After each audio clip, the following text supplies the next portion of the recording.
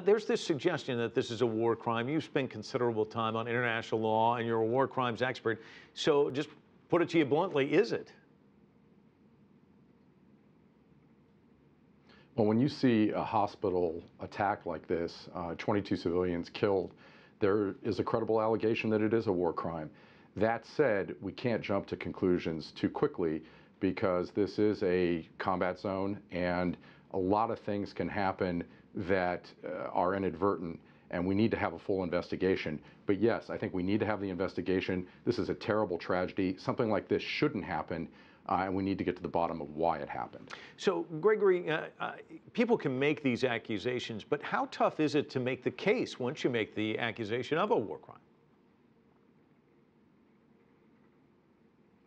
To give you a sense of how complex this is, look, if the hospital were intentionally and directly attacked, you have to realize that a hospital is a protected site under the laws of war. Hospitals, religious sites, schools, buildings of that nature have absolute protection.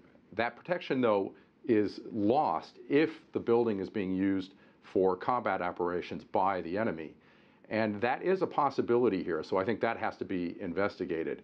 The other possibility is that this was called in, and it may be that the area that was targeted was not the specific area where the patients were, but maybe an area surrounding it, and there may have been an inadvertent coordination or calculation with respect to where the weapons were fired. And that is tragic and terrible, but it's not to the same degree of intentionally targeting that area. So there are gradations, and we have to understand what those are. If there was a strike that was called in an area completely outside the hospital, but where the hospital may have been incidentally affected by the targeting, then we're dealing with a proportionality analysis, and we have to understand whether there's collateral damage, and there are calculations that are made. We have to know what the direct military advantage